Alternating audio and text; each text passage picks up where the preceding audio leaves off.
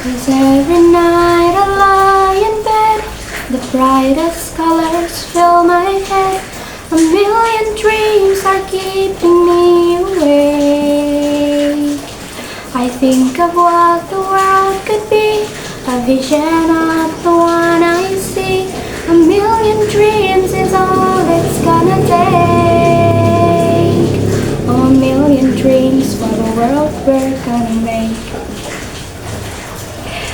Assalamualaikum teman-teman, selamat datang di Jeda Bareng Nashwa. Halo, aku Nashwa Setia Maulida, mahasiswa semester 3 S1 Pendidikan Guru Sekolah Dasar dari Universitas Negeri Malang. Aku mau nanya nih, pernah nggak kalian merasa punya mimpi tapi takut gagal? Aku juga kadang masih begitu sih, tapi setiap kali aku ngedengerin lagu yang aku nyanyiin tadi, A Million Dreams, rasanya tuh kayak muncul kembali semangat dalam benak dan hatiku, serta kesadaran bahwa mimpi itu harus tetap ada dan lestari. Jadi buat kalian yang punya mimpi, tetap semangat untuk melestarikan mimpinya ya. Jangan pernah menyerah untuk mewujudkan mimpi-mimpi kalian. Oke, kali ini aku mau ngajak kalian buat jeda sebentar bareng aku. Kita ngomongin topik pendidikan.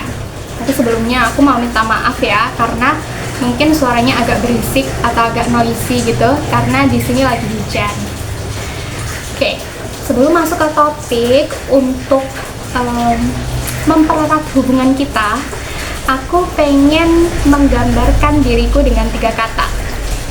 3 kata yang menggambarkan diriku yaitu introvert, empatik, dan visioner. Yang pertama, introvert. Ini muncul dari persepsi orang-orang yang kenal aku, dan aku juga sadar sih sebenarnya, karena memang dari kecil aku cenderung pendiam, lebih suka sendiri, lebih suka mengamati dan mendengarkan. Maka dari itu sampai sekarang pun aku juga lebih suka untuk memahami orang dalam diam daripada harus ngomong. Tapi kalau mau diajak ngomong, diajak ngobrol gitu ya, ayo aja. Dari introvert yang cenderung lebih suka mengamati ini, aku jadi punya sisi empatik.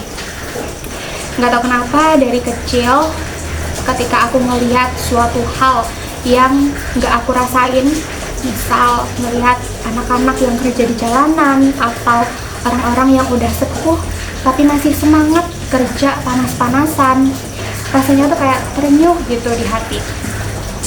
Dari sisi inilah kemudian aku juga belajar arti kemanusiaan. Terus aku juga visioner, karena setiap kali aku mau melakukan sesuatu, aku itu pasti punya rencana-rencana terlebih dahulu. Sisi inilah yang kemudian aku manfaatkan untuk mewujudkan mimpi-mimpiku. Kalau kalian gimana? Coba deh tulis di kolom komentar 3 kata yang menggambarkan diri kalian. Kalian kita refleksi bareng-bareng. Oke, kembali ke topik. Ngomongin pendidikan, kebetulan aku juga mahasiswa pendidikan yang harapannya bisa jadi pendidik di masa depan. Kalau ditanya aku mau jadi pendidik yang seperti apa, aku pengen menjadi pendidik yang humanis, pendidik yang memanusiakan peserta didikku. Aku juga pengen menjadi pendidik yang menanamkan nilai kejujuran dalam jiwa peserta didikku. Karena aku yakin kejujuran itu dapat menjadi fondasi awal untuk membentuk karakter yang positif di masa depan. Selain itu, kejujuran juga menjadi tonggak awal untuk memperbaiki kehidupan kita, baik kehidupan bermasyarakat sampai kehidupan bernegara. Terus aku juga pengen menjadi pendidik yang tidak hanya sekedar mengajar di kelas, tapi juga pendidik yang mampu memahami serta menghargai setiap cita-cita dan mimpi-mimpi dari peserta didikku. Kelak ketika peserta didikku pengen jadi petani, pengen jadi influencer, youtuber, gamer, ataupun pengusaha atau apapun itu, Ketika semuanya dilakukan dengan jujur, itu sudah lebih dari cukup buat aku. Ngomongin pendidikan juga pastinya tidak terlepas dari berbagai tantangan yang masih menjadi PR sampai sekarang. Salah satunya bisa dilihat di video ini.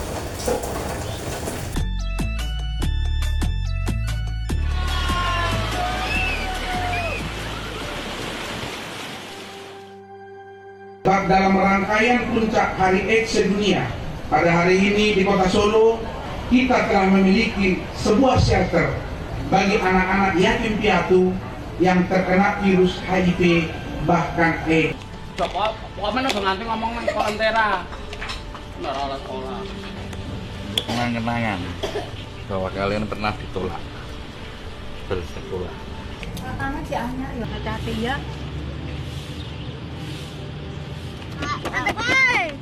Nah, agak cik. Tunggu.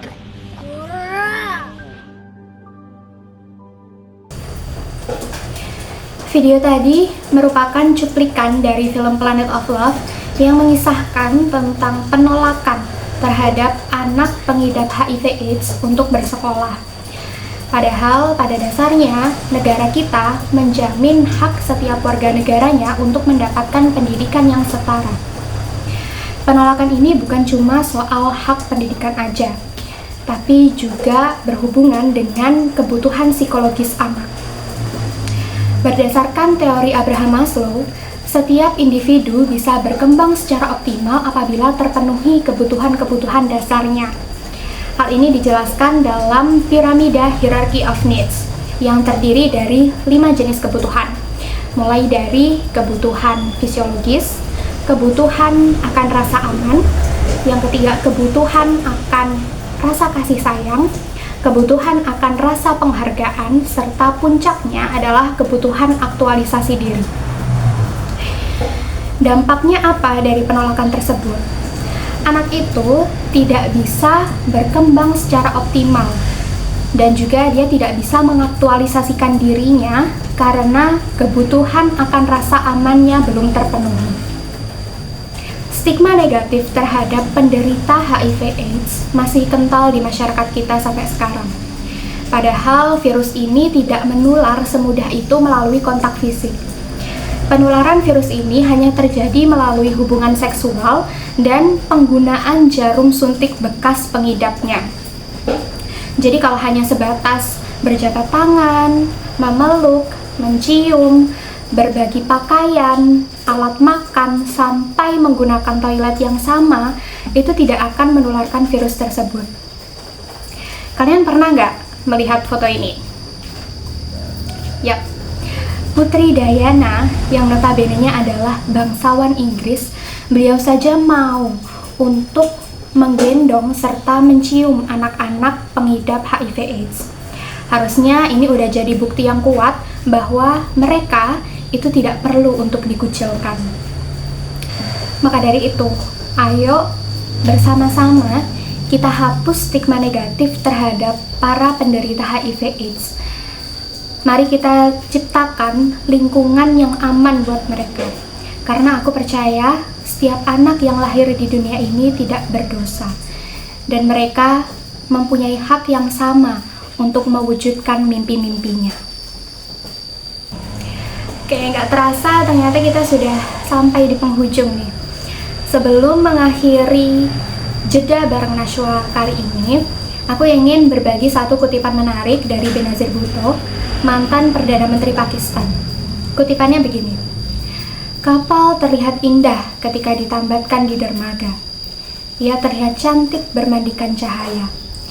Tapi perlu diingat bahwa kapal tidak hanya diciptakan untuk ditambatkan di dermaga.